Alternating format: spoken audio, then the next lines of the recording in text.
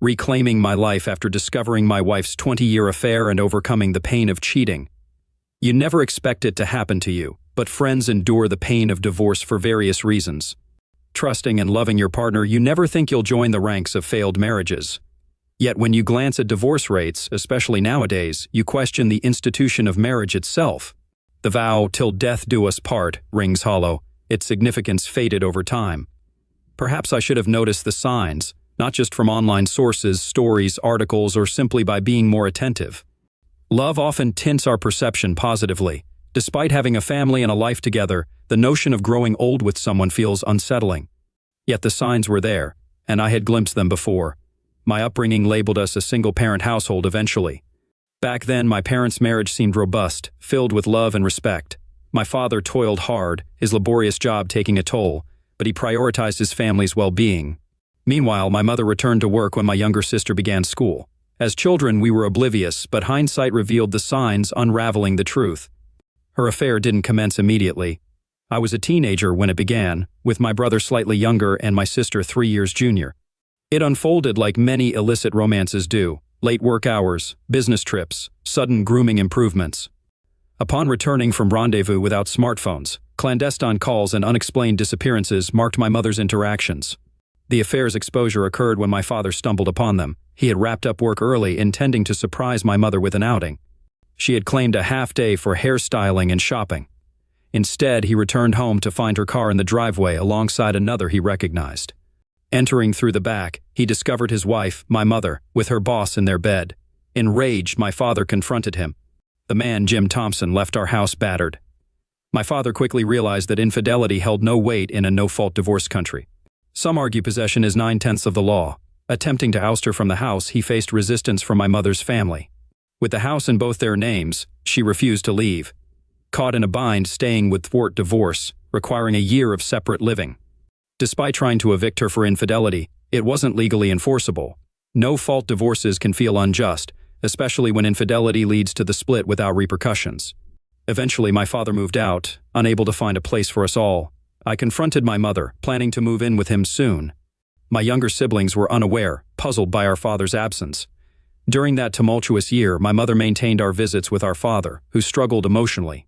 He confided in me, admitting we were his sole motivation. He aimed for custody and a home, a distant hope in a system biased against men. Despite my desire to live with him, custody favored my mother, as my siblings were deemed too young to decide, leaving us in her care. A silver lining for my father was Australia's lack of alimony. Though spousal maintenance exists, it's not always granted. With our mother earning well, he only had to pay reasonable support. Unlike the US, Australian child support is fair for the non-residential parent. This spared my father from financial ruin.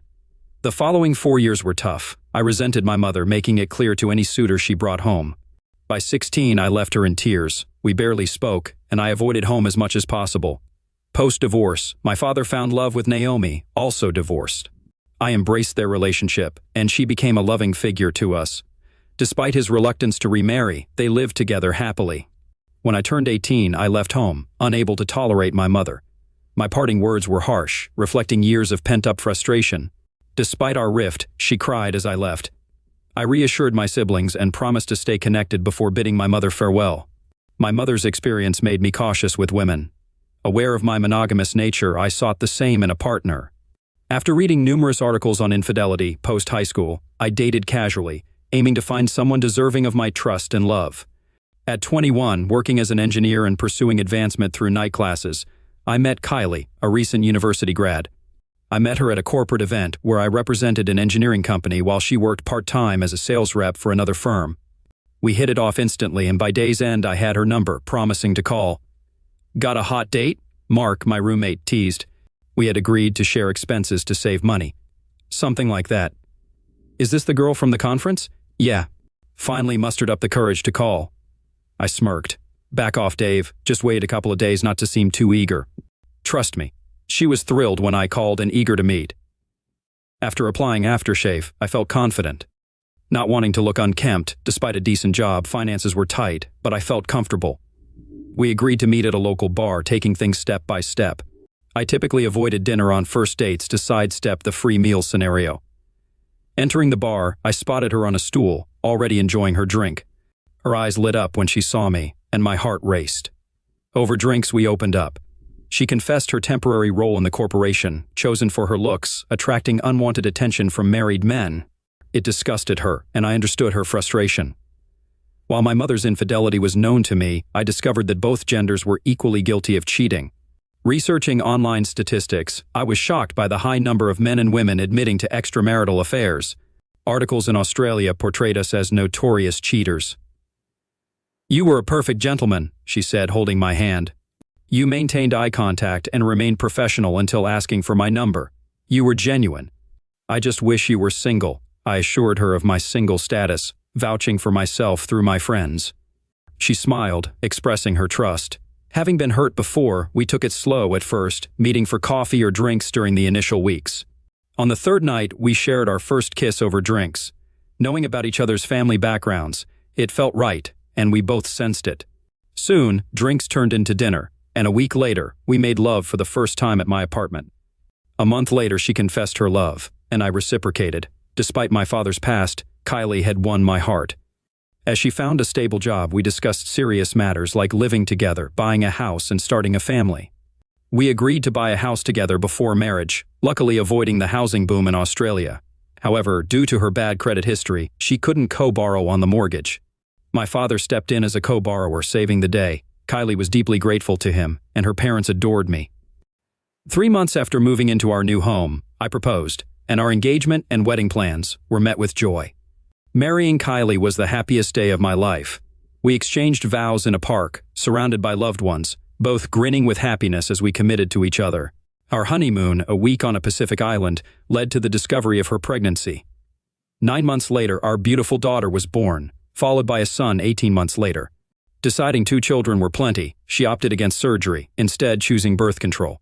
She balanced motherhood with part-time work until both kids reached middle school, then resumed full-time employment. By our mid-40 seconds, I was a regional manager for engineering companies, often traveling. Kylie ran her own real estate office, occasionally visiting the CBD headquarters. Our daughter moved out to live with her boyfriend, while our son pursued university studies. Married for over 20 years, our love remained strong. Though I could admire other women, my heart belonged to Kylie, and I never strayed. My father's experience always lingered in my thoughts. I should have been more vigilant, seeing the signs earlier. When I finally acknowledged the truth, I knew I had to prepare for the worst. "You never think it'll happen to you." "Do you think she's cheating?" Dave asked, surprise evident. "Buddy, she adores you." I was naive, Dave. I hoped our relationship would improve once Steve left, but her behavior resembles my mother's. The thought of that woman made my blood boil. I barely interacted with her over the past 2 decades. She attended my wedding, but only because my father insisted. Now married to Naomi and retired, he urged me to extend the invitation. I complied reluctantly, feeling pressured not to appear as the villain. Besides occasional texts about her seldom visited grandchildren, I kept my distance. Kylie understood and didn't push for a relationship with her either. "What's your plan?" "Gather evidence and leave her if she's cheating." "Or how?" "I have ways. Lately she's been unusually secretive. My fault for trusting her. Now I'm preparing for the worst, meeting with a private investigator Monday to confirm suspicions. No need for photos, just evidence. It's a shame you can't divorce for infidelity." "True, but early defense can help." Luckily, she waited until the kids were out. "Plus, there are details in our lives she's overlooked that could help." He sympathized, patting my shoulder. "I'm sorry, buddy." Sipping my beer, I confessed, "Me too. Can't stop loving her until I'm sure. Maybe I'm just paranoid, but the signs are there." The next morning, I visited Dad. Seeing my troubled expression, he offered a beer and patience. He and Naomi, still deeply in love, reminded me of their enduring bond. Though their initial relationship was short-lived, Dad wanted her as his wife.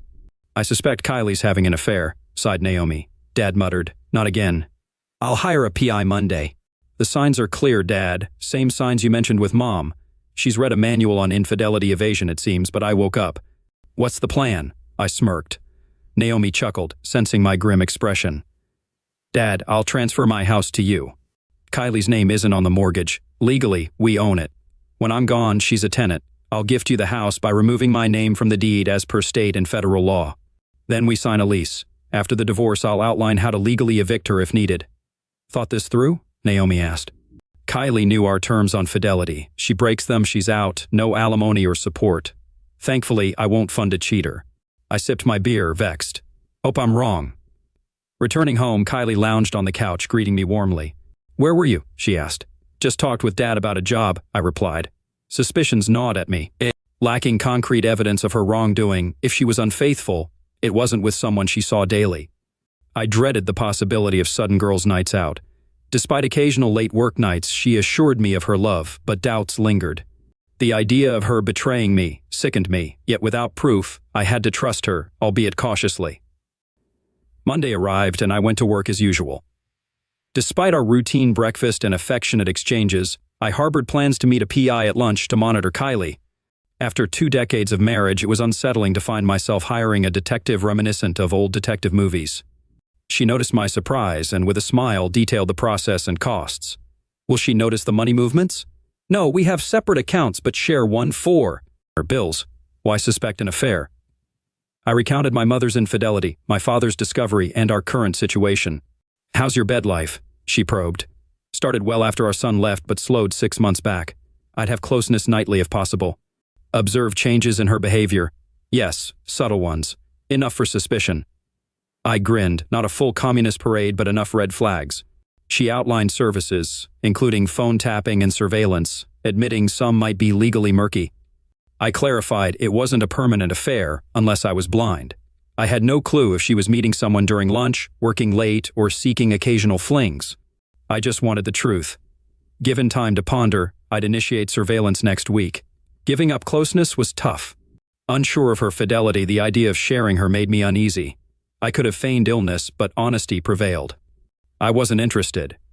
Rejecting her advances likely puzzled her. She queried if work stressed me, and I, preoccupied, confirmed. She reaffirmed her love as always. I called Wednesday, initiating surveillance. Doubts gnawed, wondering if it was all in my head. Despite evidence from the investigation, it took a month of resistance for her infidelity to surface.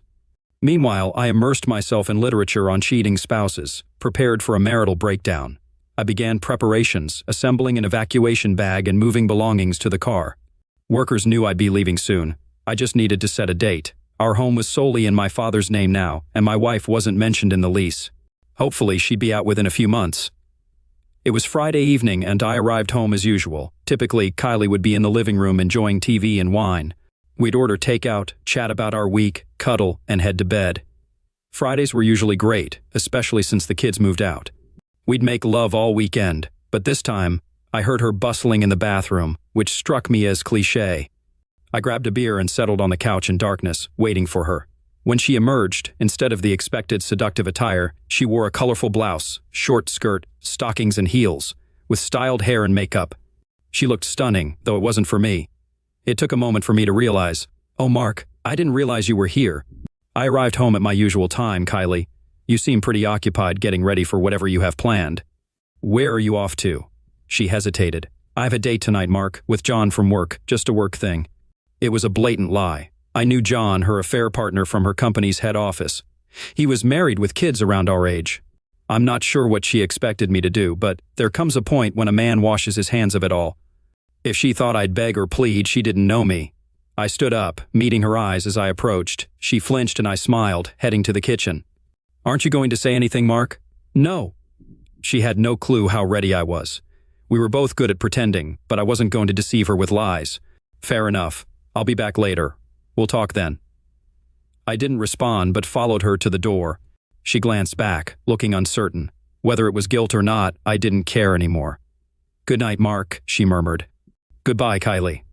She likely understood my unspoken message, but perhaps she thought I'd tolerate it like those other men.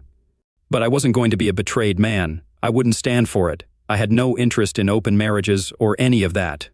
It undermines, degrades, and completely disregards the marriage vows. Once she departed, I sprang into action, grabbing my evacuation bag and another suitcase. I loaded them into the car. Thankful for modern technology, I handled everything online or through phone apps. Our debt was minimal, just one credit card, which I promptly paid off and canceled. After settling upcoming bills, I transferred most of our joint savings to my account, leaving her enough for a couple of months' expenses. With possession being 9/10 of the law and the house in my name, she'd soon realize she was on her own. Walking through the now tainted memories of our home, I sighed, sipping my beer. I had 3 calls to make. One easy, the other two daunting. Dad, she's confirmed. She's cheating. She admitted she's going on a date tonight. The plan starts now. Where are you off to? Adelaide. New job for a year. After the divorce, back to Sydney. That's the plan. Got it, son. I'll keep your whereabouts under wraps. New number? Sorting it out on arrival. We'll send my address. Drive safe and stay smart. Dad, I'm just leaving a cheater. Feel like history repeating. You've done nothing wrong, Mark. Find peace. Move on. We love you. Kids? No, not yet. Thanks, Dad. Talk soon. Calling my kids was tough. First, my daughter. She cried hearing it. Heartbreaking. I reassured her of my love, but I'm leaving for now. We'll email new details. As for my son, he took it stoically, calling his mom a cheat. He only asked what I'd do about him. I'll find him and tell his wife the truth. No revenge, Steve. This is real life, not some made-up story. I'm heartbroken right now, but all I'll do is wait for the divorce and then somehow rebuild my life. I'll only be 46 when it happens. Can she demand counseling? Our marriage and divorce laws are different. Forget about those stories. Based on state laws, as long as we've lived apart for 12 months, I can file for divorce. I won't even be required to attend court, though I will, just to make sure everything goes smoothly. She can't demand counseling after 20 years of marriage? Steve, be careful. You know how tricky the courts can be. If she's persistent enough, then I'll just take my evidence to the counselor, put the pictures in front of them, and ask them if they'll stay married to the woman who's cheating on them. Okay, Dad. Take care of yourself and keep in touch when you get to where you're going. I'll keep you in the loop, as I believe Mom will be contacting me. She knows Lottie will protect you. Thank you, Steve. We'll talk soon. That was it. I left Kylie a brief note mentioning my departure and that my father would contact her. No explanation given, leaving it as a surprise. I notified our children, as my father had done. If her parents inquire, I'll share proof if necessary. I left my wedding ring on the coffee table with the note and copies of evidence, keeping the originals. Driving away from the house, I felt a weight lift. I booked a hotel outside the city to plan my move to Adelaide. Taking 2 weeks, I explored small towns along the way. In Adelaide, colleagues welcomed me and showed me around. I chose a modern apartment in North Adelaide, opting not to buy due to high prices. I planned to return to Sydney after a year. Once settled, I updated my family on my new location. Charlotte called right away, eager to visit. I missed her terribly, so I arranged for her to fly over for a month. My son was wrapping up his studies, planning to visit me for Christmas, a mere 3 months away. Meanwhile, my father updated me on Kylie's activities. Did you know she didn't come home until the next morning? Yes, I replied. I held off on interrupting the private investigators curious about her actions that night. They went to dinner, had a romantic evening, and spent the night in a city hotel. Satisfied, I thanked the investigators and settled their fees, as their services were no longer needed. Later, my father informed me of Kylie's reaction upon discovering the note, evidence, and my absence. She called hysterically, contacted our children and her family, but I ignored her calls and marked her emails as spam. A week later, I confronted her with the lease and house ownership documents. She realized the situation was legally binding and had 3 months to find a new home or face eviction by the police. Despite still residing there, my father sensed she intended to move out. Has she inquired about me? Certainly. She's asked about your family, kids, friends, even your workplace. She's consumed by guilt for discarding our 20-year bond. Has she offered any explanation? Not really. She's remorseful, sure, but it's the same story as your mother's, sorry for being caught, not for the infidelity. Cheaters often live in a delusion where they think they're blameless. They claim it was just physical, but I never strayed for mere physicality. Even in my 30 seconds and 40 seconds I had offers, but I stayed true to my vows because I loved my wife. I found love again with Naomi, Mark. Take time to heal, grieve your marriage, and when you're ready, welcome someone new into your life. There are countless good women out there. Thanks, Dad. Love you, son. Work became my refuge, keeping me occupied. I traveled across South Australia visiting stores and suppliers and spent weekends exploring the Barossa Valley. Divorce transformed me into a firm negotiator, unwilling to compromise unless it benefited my company. Fortunately, my bosses were pleased with my performance and even suggested I stay in Adelaide permanently. A month after settling into my apartment, my daughter visited. At the airport, she joyfully shouted, "Daddy!" and ran into my arms. We spent a week together, and despite my work commitments, I prioritized our time. During our conversations, she revealed that her mother had bombarded her with calls, attempting to justify her actions. Reluctantly, I showed her the evidence I had. As she read, tears streamed down her face, and she expressed her anger toward her mother.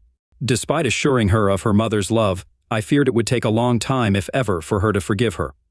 The day she departed was painful for both of us, knowing she wished to stay for my sake. We embraced for what felt like an eternity before she had to go. Throughout the months of my marriage crumbling, I remained stoic, harboring more anger than sorrow. However, as my daughter drove away, I couldn't hold back tears, realizing the depth of my loneliness. Yet her visit rejuvenated me, and I found solace in nightly conversations with her, frequent calls from my son, and promises of support from my siblings. My father kept me updated on developments, while old colleagues from Sydney reached out for casual chats and laughs, offering a semblance of comfort amidst the turmoil. About 6 weeks before Christmas, lightning struck once more. Strolling through the aisles of the nearby supermarket, I found myself in a state of boredom. Grocery shopping used to be a joyful activity with Kylie, filled with laughter and goofiness. As I reached for a bottle of salad dressing, I collided with another shopper reaching for the same item. Our eyes met in surprise. "I think I startled you," I admitted. "No, my fault entirely. I didn't see you there." "Please take the bottle. I'll find something else." She insisted, "But it's the last one," I replied with unexpected confidence. I proposed, "How about this? You take the bottle, and we grab coffee afterward." Struck by her touch and captivated by her beauty, I extended my hand. "I'm Mark." Her smile illuminated her face as she replied, "I'm Jennifer." Sensing her soft skin as we shook hands, I asked, "Do you often meet men in supermarkets?" "Mark," I chuckled. "No, you're the first." "And are you single?"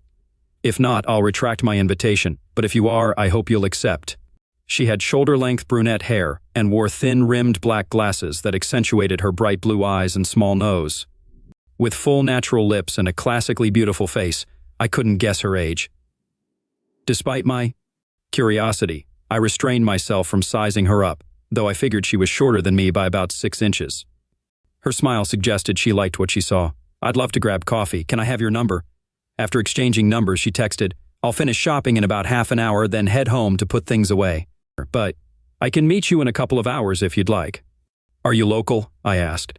"Yes, I live nearby," she replied. "Same here. I avoid long drives just for groceries. Let me know where you'll be, and I'll meet you there." Moving the cart ahead, she rested a hand on my forearm. "See you soon, Mark. It's been too long since I've had a date." At the coffee shop, I caught her tone and met her gaze, sensing the pain mirrored in her eyes, a reflection of my own struggles. "I'll text you once I'm home and let you know where to find me." Finishing my shopping, I hurried home, storing everything away before showering and changing.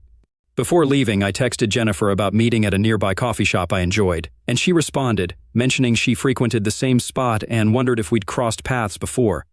I'll admit I felt a bit nervous waiting for her. Though I dated my wife throughout our marriage, this was my first real date in 20 years. When Jennifer arrived, she seemed overdressed but stunning in a sundress. After getting drinks, we talked and got to know each other. Jennifer confessed she was amazed by my confidence in asking her out at the supermarket. "When you touched my hand, Mark, I felt something," she admitted, blushing but shaking her head at the idea of it being just her imagination. I've read about such connections, but I always thought they were just stories. As she extended her hand, we shared a smile, and as I grasped it, she whispered, "I felt it again, definitely from my side." We didn't delve too deep into our stories, especially on a first date. I recognized her name and noticed her bare left hand, though remnants of a ring were evident. She worked as a kindergarten teacher but had no children of her own, residing solo in a small apartment with a handful of close friends. Her parents and younger sister lived in the city, and she revealed she was 35 years old. "Oh," I responded. "I'm 45. "Your age doesn't matter, Mark. What matters is the kind of person you are," she assured me, prompting me to admit my recent breakup. Seeing her anxious expression, I suggested another drink, sensing the need for an explanation, though reluctant to divulge everything on our first encounter.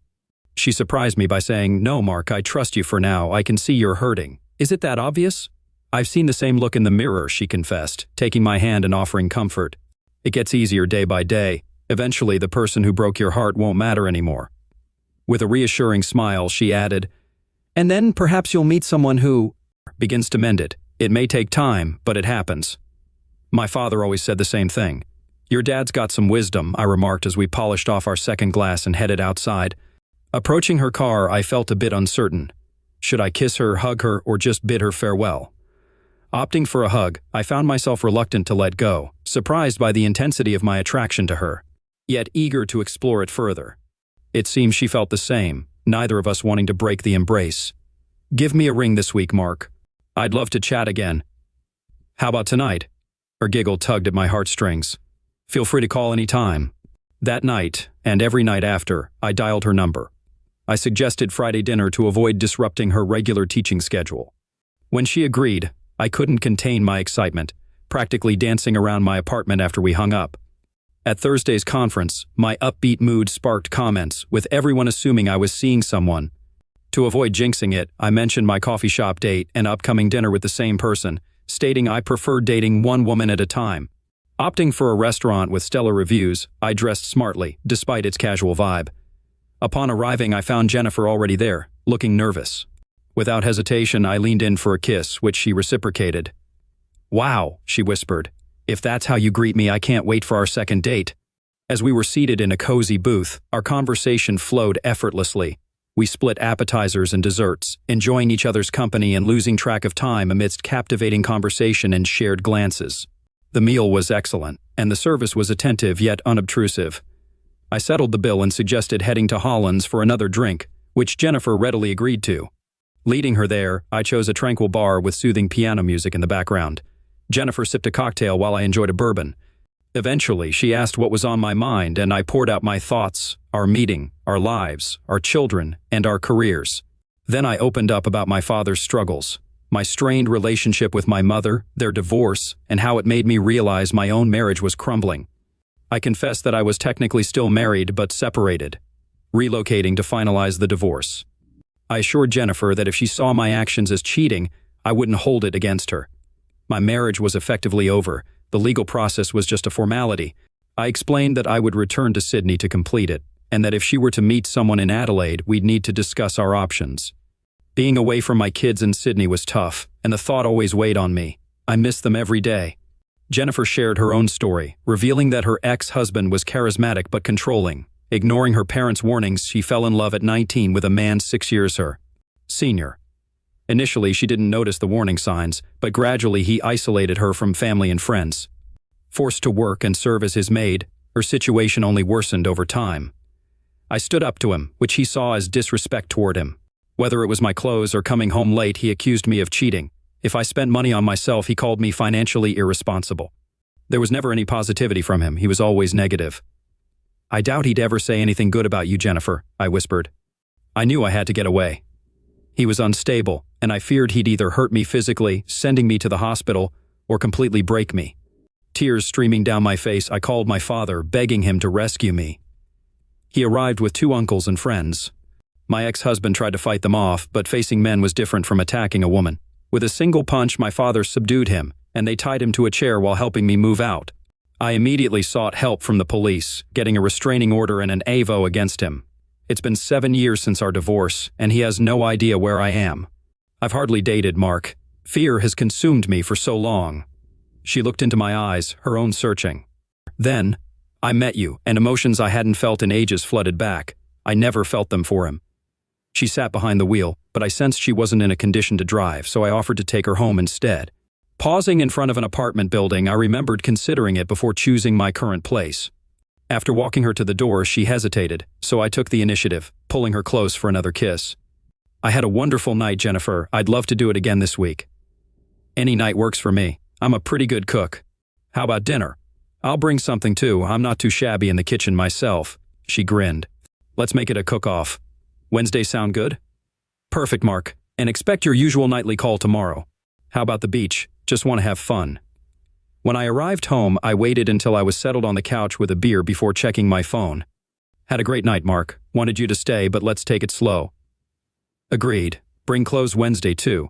Early for more than sleep." "Mark, tired of sleeping alone, Jennifer." "Me too. My bed feels empty since you." "Picking you up at 9 a.m., breakfast and beach. Your favorite color?" "Usually blue. On a woman, black or red." "Perfect. See you, Mark." "Sweet dreams. Beautiful." The last message was a heart-stopper. The next morning, Jennifer honked outside. She greeted me inside, joking about needing a broom for the men. After breakfast, we hit the beach, spending the day there, occasionally cooling off in the water. "Drink?" Love to, but don't want to leave. Change and come back for drinks. Stay the night, she whispered. I dashed into the house, quickly packed a bag and hurried to her place. Out of breath, I knocked, and she laughed, pulling me inside. The next morning she made breakfast and we lounged around her apartment all day. The silence between us was comfortable. No rush, Jenny, I whispered. We have time. I realized I was already in love with her, hoping it wasn't just a rebound from my recent divorce. But I wanted to believe it was fate that brought us together at the supermarket that day. We didn't text much during the day due to her teaching schedule, but we spoke every night. My CO workers knew I was seeing someone, and I informed my family in Sydney about her. My dad updated me on Kylie's situation. She was close to moving out and still searching for me. Wednesday night arrived eagerly. Jennifer prepared a delightful dinner and her dessert struck a chord with me. They say the way to a man's heart is through his stomach, I chuckled, patting my belly. I love you, she whispered, turning to kiss me. I love you too, I replied with a smile. Isn't it too soon, she questioned. Not at all, Jenny. I knew from our first date that you're the one I want to spend my life with, and if being closer to your kids means moving, I'm in, I assured her. Are you sure, she asked. My heart says yes, I affirmed. Let's see how it goes. That night, she visited my apartment for the first time, finding it a bit bachelor-like but clean and tidy, understanding it was just a temporary residence. When marriage was mentioned, she blushed and turned away. Her wrist gently held. I confessed I was already contemplating it. Jenny, I can't recall feeling this much love since Kylie. Not because she hurt me, but maybe it's the freshness, maybe age and experience, but I love you, Jennifer Morris. One day, I want to be Jennifer Williams, she whispered in response. For the next few weeks, we were inseparable, spending every night together, mostly at her nicer apartment. I kept my kids updated, but they wanted to meet her before talking more. Before Christmas, I asked my son about his mother. I told her I wouldn't be there, he said. She probably knew you weren't in Sydney, he added. Elle's not talking to her much either. My sister would visit soon. Are you sure you want to leave, Dad? My son asked. We're all considering moving there to be closer to you, he added. Jennifer squeezed my hand, showing support. Think it through, Steve, my son advised. I know it's a big step, he added. Trust me, Dad, you're more important, he reassured. Jennifer looked at me surprised. I still need to go back for the divorce, I reminded. Just don't rush it, my son cautioned. I know, but leaving your mother was planned, I explained. To hell with her, my son declared. Jennifer accompanied me to the airport when my daughter arrived, bringing her husband, Tom. Charlotte rushed into my arms, reminiscent of our joyful reunions. After school, tears flowed as I introduced them, evoking an emotional moment. The next day, my son surprised me at my apartment door, and we shared a heartfelt hug. Jennifer remarked on our resemblance, though I had already confirmed paternity. Later, I drove us to Jennifer's parents' house. I unloaded a trunk full of gifts at Jennifer's parents' house. Her mother adored my daughter instantly, and I'm certain they welcomed my son like a grandchild. I video called my father for Christmas wishes while my extended family celebrated with him. Meanwhile, Kylie had moved in with her parents after her affair partner was ousted, and she faced job repercussions. My kids documented the day on social media, though I found little interest in it. Despite old friends reaching out, I focused on finalizing my divorce and returning to Sydney. Christmas with Jennifer's family was delightful. I surprised her with a beautiful necklace and bracelet, hinting at our future together. She was thrilled and promised to wear them often, her eyes shining with gratitude. After a hearty lunch, her father offered me a beer, and we ended up in his garage, tinkering with an old sports car. Jenny seems happier lately, Mark. Leaving Adelaide might be good for her. Are you okay with staying here? Indefinitely. I'll stick around for her, and my kids will move closer, I confirmed. How soon can you finalize the divorce? Probably a few months at most. I've been honest with Jenny. I heard she's been giving you a hard time. Yeah, it might take up to 6 months. I only had solid evidence recently, I explained. He shook his head in disgust. I've heard about this cheating mess. Why get married if you can't stay faithful? Ever heard of betrayed men? He seemed familiar with the term. Yeah, it's messed up. Jenny's ex-husband was both a cheater and an abuser. What? He laid a hand on my shoulder. She hardly knew about the cheating, but he was doing it with anyone who caught his eye. She loves you, Mark. Just don't hurt her, he said softly. I nearly destroyed her. I love her more than anything in this world. Daddy, she interjected, smiling. We've both been through pain, so we support each other. We stayed until late afternoon and my daughter drove us home. After a few drinks, Jennifer and I went to our bedroom. If the day was good, New Year's Eve was even better. I took her to a downtown hotel where we had dinner and drinks. Back in our room, champagne awaited us. "Any New Year's wishes?" I asked. "I want us to live here together," she said. "Deal. And I want you to propose as soon as your divorce is final." "I'm already looking at rings," she said, holding me closer. "I want a baby," she whispered. "We'll start a family together," I assured her. My children left a few days later. Though reluctant to see them go, I explained I might stay in Adelaide. I told my father the same, and he promised to visit whenever possible. The following months were filled with happiness. I applied for a lease and moved in with Jennifer. Though it wasn't a fairy tale romance, it was real life, and I've never been happier. We faced the specter of my divorce and lingering trust issues, but we committed to open communication. Our bond strengthened. Being with her uplifted me. She inspired me to be a better man, and her love prompted me to buy an engagement ring before my return to Sydney. Jennifer was more nervous than I during the flight, aware of potential challenges ahead. My dad greeted us at the airport, along with my siblings and kids. We'd be staying with him during the divorce proceedings. I'd already filed the papers, but Kylie was contesting it. Surprisingly, I hadn't seen her in 12 months. "I've met all the legal requirements," I stated. "I've been in Adelaide for a year, and she hasn't been with me." "True, but she may still argue," my lawyer replied. "But no judge will entertain her claims nor mandate counseling." "Is Jennifer your partner?" "Yes, and once the divorce is final, we'll marry and start a family," Jennifer interjected. "I'll contact her lawyer," my lawyer concluded. 3 days later, my attorney said Kylie would sign, making it a joint petition if I talked to her. The case would proceed smoothly. "My lawyer suggests I speak to her," I told Jennifer. "You're with Jennifer now, starting a new family." "Are you still angry?" my dad asked. "Not really. Let her have her say, then let's move forward," I assured him. The following week, we were in court. Once she signed, the judge would approve our divorce, and I'd be free. A month after the divorce decree, I hadn't seen Kylie since she left for her date. As we entered the room with my attorney, Kylie looked shocked to see me with another woman. Ignoring her, I ensured Jennifer was comfortable, holding her hand on the table while she leaned on my shoulder. Finally, I faced Kylie. To be frank, she looked terrible. I'd heard that Kylie's life had been tough since I left her. I had no sympathy for her at all. She made a choice that cost her everything. She has no contact with our daughter, and our son barely speaks to her. My whole family cut ties with her. Even her own family was disappointed but felt obliged to accept her once my father kicked her out. "Speak up, Kylie, so we can finalize this divorce. I want to move on with my life. You're in the past where you belong." "Who is she?" she asked quietly. "That's Jennifer Morris. After the divorce, I'll propose to her. She'll soon be Jennifer Williams." "I'll gladly accept his proposal because I want to be his wife and the mother of his children," Jennifer added. "Once she says yes, we'll plan a simple wedding. Hopefully by then she'll be pregnant." I could see the pain in Kylie's eyes. I still knew her well. "You bounced back pretty fast," she observed. "I wasn't the one who cheated, Kylie. I remember the evidence I found. You never gave me an explanation. I left that night, and you said nothing. You didn't fight for us. I didn't need to fight because I was your husband, so in the end you weren't worth fighting for. You betrayed me, Kylie. After 20 years together, you showed your true colors. We discussed monogamy and fidelity. I warned you that if you were like my mother, I'd leave. You made my decision easier. Do you even regret it? Don't bother answering. You don't regret it. You regret getting caught, not exposing our marriage as a sham. You're just like my mother." Her lawyer interjected. I glared at him. "Back off. If you don't like it, she wants to talk. I have the right to speak too." "I made a mistake." "Treason isn't a mistake. It's a series of decisions. Whether he seduced you or not doesn't matter. You slept with him and lost the right to call me your husband. It was just lovemaking. And there it is, the phrase so many use to justify their actions. But for most, lovemaking means love. As my wife, it should have been me, not some idiot from work. We talked about this before we married, Kylie. I warned you what would happen if you cheated. My mother cheated too. Once I realized what you were doing, I gathered proof.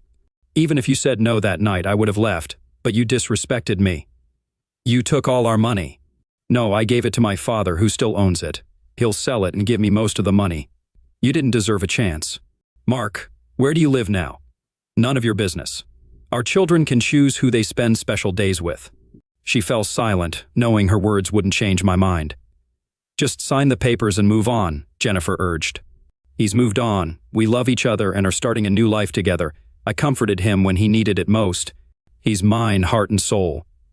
"I didn't mean to," she said tearfully. "I still love you." Well, Mark replied coldly, that's not my concern anymore. We're going nowhere, her lawyer interjected. Just sign and end this, he's moving on. Your marriage is over. Sign and move on. He placed the papers in front of her, and she signed, tears in her eyes. Do I need to stay? I asked my attorney. No, you're free to go. You'll get the decree by mail. Then we're done, I said, rising with Jennifer and leaving the room. I'm sorry, Mark, she said. I'll always love you. Well, the apology meant little now. Those last 3 words still lingered. Yet the woman holding my hand was the one I loved, soon to be my bride in just over a month. Outside, my father, Naomi, Steve, and Charlotte awaited us at the cafe. Motioning with my head, we headed to the nearest pub. After buying a drink for each of us, we sat down, and I briefed them on the conversation. As I spoke, they perked up, realizing it was mostly me doing the talking. What did she look like? Charlotte asked. Pretty rough, definitely showing her age, Jennifer murmured in my ear. Did she sign the papers? My father inquired. Nodding, we raised our glasses and took sips. I went through something similar with your mother. I'm sure Kylie said what she needed to, just like your mother did with me. She wasn't blaming me, son. Mom was nagging you about working too hard, Stephen noted. Did she try to justify it? He asked. Yeah, the usual excuse, it was just lovemaking, I replied. What with these women claiming it was only lovemaking, Charlotte mused almost to herself. I'm committed to my husband. If I want something, I turn to him, Naomi stated, blushing as she realized her audience included her father and grandfather. We shared a laugh. Well said, girl, those are words to live by, my father praised. And if he needs a little help, he knows what to do, Naomi added. Naomi, that's my grandfather, Charlotte exclaimed. He's not dead, and neither am I. I'm 65 and still capable, Naomi retorted. Your grandfather and I promised to be faithful after our failed marriages, my father shared. I'm just relieved it's almost over, I admitted. Infidelity is unforgivable. If you were younger, maybe I'd feel trapped, Naomi reflected, glancing at my dad. But he always supported me. We stayed in Sydney a few more days, discussing plans with family. Charlotte and Tom agreed to come to Adelaide while Stephen was still deciding but likely to join us. Surprisingly, my sister offered to join us for dinner, arriving alone with news of her own broken marriage. You can stay with us while you work things out, Jennifer offered warmly. You're family now, and my family is yours too. We're selling the house here and moving to Adelaide, I chimed in. Housing prices are more reasonable there. We'll buy a big house with room for our growing family, Jennifer added, placing my hand on her stomach. I'll be carrying our first child soon. How many kids do you want, Mark? She asked. As many as you want, Jenny. I love being a dad. A month later, I received the divorce decree, marking the official end of my marriage to Kylie Daniels. I never heard from her again, but word had it she left Sydney within 6 months of our divorce. According to Stephen, who was her sole point of contact, she relocated to Queensland to make a fresh start. After that, I stopped inquiring, and Stephen ceased updating me as I no longer had any interest in her whereabouts. Just 2 days after receiving the divorce papers, I proposed to Jennifer on the beach, surrounded by our families. She could hardly speak before I slid the engagement ring onto her finger. 6 months later, we tied the knot on the same beach just a short distance from our new home. As she approached me in her wedding attire, her pregnancy was unmistakable, yet my soon-to-be wife radiated happiness as her father escorted her toward me, offering her hand. Our smiles were uncontainable as we faced the celebrant. My dear ones, we are gathered here today. Update, I'm nearing retirement, and life couldn't be sweeter. Jennifer and I have been happily married for nearly 2 decades, cherishing every moment from our first date to our wedding day. 6 months after our return to Adelaide, both my daughter and son relocated here. My daughter is happily married with 3 grandchildren, while my son and his husband have adopted 2 children. A year post-divorce, my father and Naomi moved in with us in Adelaide, where my father peacefully passed away after nearly a decade. To support Naomi, we provided her a spacious granny apartment, ensuring her independence. My sister swiftly moved in with us after her own marital woes, bringing along her children. With our help, she found stability and eventually remarried, enjoying 15 years of wedded bliss. My brother remained in Sydney and maintained a relationship with our estranged mother. At 60, we learned of her passing. Despite our distant connection, Jennifer suggested we attend her funeral, embodying our commitment to being compassionate individuals. Surprisingly, she had remarried and embraced her husband's children as her own. While they weren't unaware of our existence, they were taken aback by her reluctance to acknowledge her estrangement from 2 of her children. We refrained from explaining the reasons behind our estrangement, as funerals aren't the appropriate time. We simply paid our respects before returning home, with no remaining relatives in Sydney. Within a year, my brother relocated to Adelaide to join us. Jennifer and I expanded our family, welcoming 2 boys and 2 girls. Despite our older children's excitement about having siblings and their willingness to babysit, Jennifer and I rarely ventured out. Nevertheless, our love remained strong, our bond unbroken, and we never went to bed angry. Our lives are just as vibrant now as they were when we first came together. Reflecting on my past, especially during my divorce, some may have preferred if I had reconciled with my ex-wife. However, what would have been the point? Leaving without a word hurt her more deeply. I remained silent for a year until I returned to ensure the divorce was finalized. Fidelity was a cornerstone of our marriage, and she breached that trust. While some advocate for reconciliation, I don't believe trust can be fully restored after infidelity. Suspicion and resentment linger, often leading to eventual divorce. Instead, I chose an unconventional path. There was no desire for revenge, nor was there any hope for reconciliation. I simply moved on without Kylie, finding my true soulmate in Jennifer. I still believe our meeting in the supermarket was fateful. Though not religious, I'm reminded of old-world religions that speak of gods of fate. Are you ready, Mark?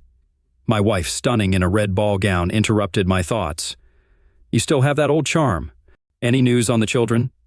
They're either on their way or getting ready to leave. And the younger ones? They'll manage fine without us for the evening unless they set the place on fire. So we have time to ourselves. Absolutely. I love you, husband. I love you, wife. Here's to many more years of happiness. I hope so.